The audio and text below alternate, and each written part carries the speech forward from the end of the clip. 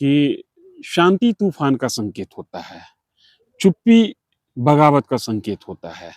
लेकिन एनडीए में जिस तरीके से चुप्पी है, वहाँ पर जो समझ में आ रहा है कि वहाँ बगावत के संकेत अभी नहीं दिख रहे हैं। जो लग रहा है उस पर ये अनुमान लगाया जा सकता है, जो दिख रहा है उस पर ये अनुमान लगाया जा सकता है कि वहाँ चीजें ऑलमोस्ट सेटल हैं।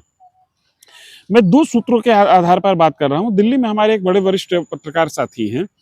उन्होंने मुझे कल जानकारी दी कि एनडीए में सीट शेयरिंग का मामला जो है वो लगभग अब सेटल हो चुका है।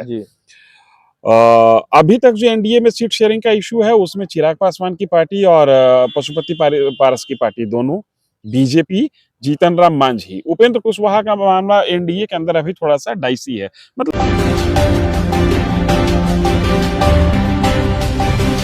देखिए, चिराग पासवान की पार्टी ने ऐलान कर दिया है कि चिराग पासवान हाजीपुर लोकसभा सीट से उम्मीदवार होंगे, चुनाव लड़ेंगे।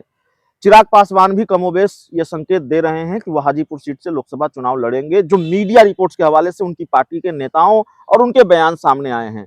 सवाल यह है कि फिर पशुपति पारस क्या करेंगे, इसको समझने की कोशिश हम लगातार कर रहे हैं, क्योंकि बड़ा बयान है। चिराग पासवान ने यह भी कहा है कि अमित शाह से उनकी बात हुई है और एनडीए गठबंधन में, माफ कीजिएगा, सीटों को लेकर कोई झगड़ा नहीं है। हमारे साथ द लेट्स डिस्कस के संपादक, बिहार के जाने माने पत्रकार धीरेन्द्र सर हैं। सर, अगर मगर का सवाल है, क्योंकि आधिकारिक ऐलान नहीं हुआ है सीटों का, लेकिन अगर भतीजे से हाजीपुर की लड़ाई चाचा हारे तो फिर क्या करेंगे? बगावत करेंगे या फिर एनडीए में रहेंगे? देखिए, अक्सर ये कहा जाता है अभिषेक जी कि शांति तूफान का संकेत होता है, चुप्पी बगावत का संकेत होता है। लेकिन एनडीए में जिस तरीके से चुप्पी है, वहां पर जो समझ में आ रहा है कि वहां बगावत के संकेत अभी नहीं दिख रहे हैं। जो लग रहा है उस पर ये अनुमान लगाया जा सकता है, जो दिख रहा है उस पर ये अनुमान लगाया जा सकता है कि वहां चीजें ऑलमोस्ट सेटल हैं। मैं 2 सूत्रों के आधार पर बात कर रहा हूँ। दिल्ली में हमारे एक बड़े वरिष्ठ पत्रकार साथी हैं। उन्होंने मुझे कल जानकारी दी कि एनडीए में सीट शेयरिंग का मामला जो है वो लगभग अब सेटल हो चुका है।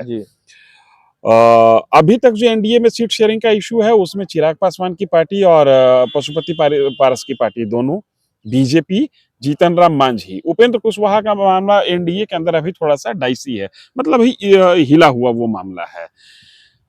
कुल मिलाकर लोजपा 2019 में जितनी सीटों पर लड़ी थी उतनी ही सीटों पर इस बार भी लड़ेगी। ये हमारे साथी खबर दे रहे थे और कह रहे थे कि मैं धीरेन्द्र भाई बहुत अंदर से आपको जानकारी निकाल के दे रहा हूं। तो मैंने कहा कि जब उतनी ही सीटों पे लड़ेगी तो फिर चाचा और भतीजा तो यहाँ आपस में लड़ रहे हैं। तो उन्होंने कहा कि देखते चले जाइए, चुनाव आते आते ये लड़ाई या तो सेटल हो जाएगी या अपने अपने सीट पर लोग फिक्स हो जाएंगे। उनकी यहां तक की बात पर हमको कोई आपत्ति नहीं लग रही कि ये बातें हो सकती हैं। सवाल खड़ा होता है हाजीपुर को लेकर।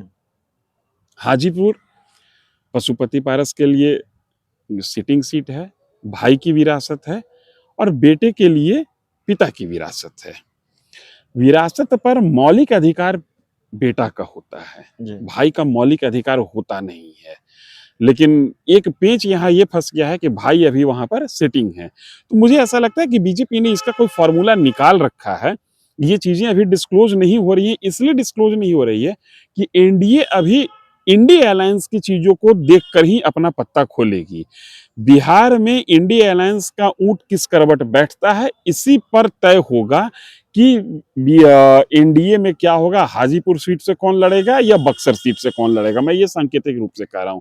दूसरी बात है, एक हमारे बड़े अजीज मित्र हैं, लोजपा के बड़े नेता हैं, जिस दिन चिराग पासवान गए थे एनडीए की बैठक में शामिल होने के लिए दिल्ली, उस दिन ही उन्होंने कहा था कि चिराग पासवान को पुख्ता आश्वासन मिला है तभी ये सशरीर उसमें उपस्थित होने के लिए गए हैं।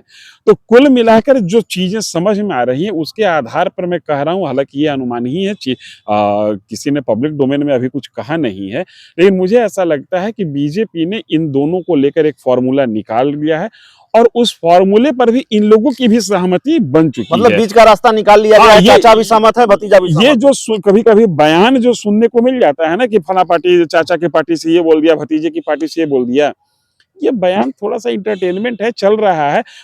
टॉप लेवल पर मामला जो है वो फिक्स हो चुका है। चलिए, तो इस पूरी रिपोर्ट में इतना ही। बहुत बहुत धन्यवाद।